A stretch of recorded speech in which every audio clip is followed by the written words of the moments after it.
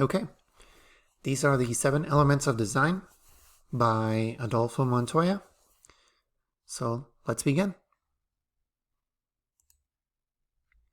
First up is space. Space. Space is the sandbox in which visuals and type come together to form a composition. In graphic design, there are 3 types of space. The first one is 3D space. It's the space in between 3D objects. Second, we have positive and negative space. In positive space is usually what you notice first, and negative space is oftentimes the background. And then there is white space. This is oftentimes called empty space or the breathing room for the composition. Next, we have line. Line is a type of marking made with 2 points used to make shapes or give definition. And as you can see, there are many different types of lines. So you can see dashed, dotted, straight lines, whether they'd be thin, thick, made by hand, or wavy. And line is one of my favorite elements because you can do literally anything with a line. You can make anything and nothing at all. So that's one of my favorites because it's one of the most expressive ones. Next, we have shape. Shape is the contour of a flat object that a line makes when it is connected.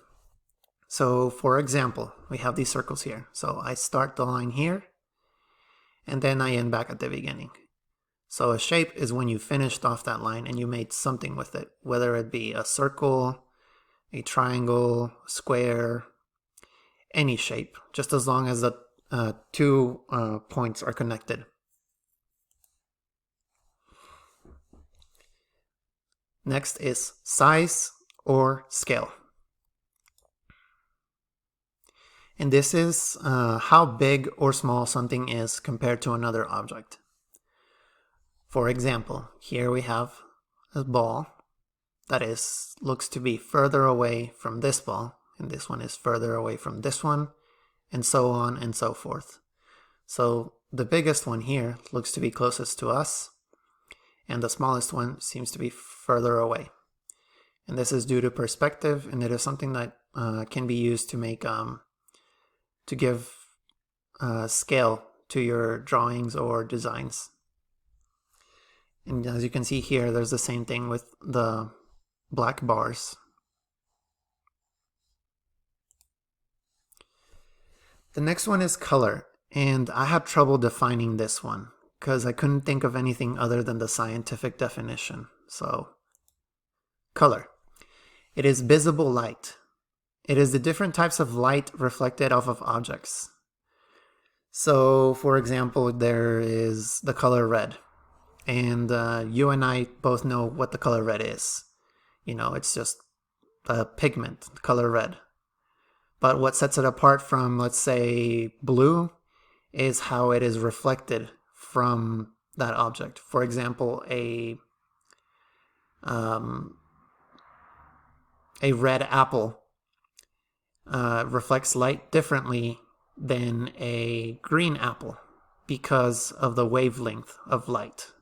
Because all light is technically white light, and then when it hits an object, it is reflected as a different color. And it can be any of those colors that you see here on the color wheel. Next is texture. Texture is what something would feel like if you touched it. So in photographs, for example, you have here the dry, cracked ground. And if you were to touch it, you could feel all the sharp edges in between the cracks. And it would feel very rough and dry. Or here you have something that looks to be maybe denim types of jeans, or maybe a brush strokes on a painting. And you can feel that it would be kind of rough and it wouldn't be very soft. And on this other image, I have a what seems to be the snake of a skin. And if you were to touch it, you would feel that it is very smooth, and you can touch it and it'll be very soft.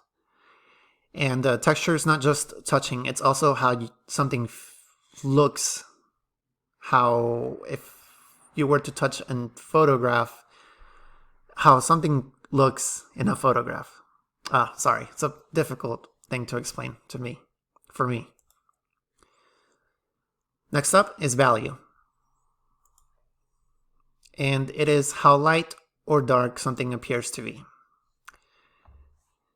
And as you can see, we start from the whitest white, which is the lowest value, to the darkest dark, which is the highest value.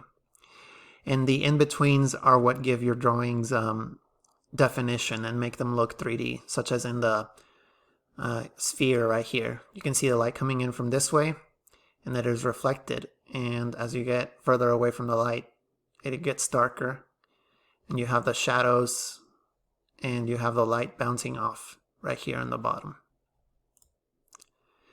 And that is it for my presentation.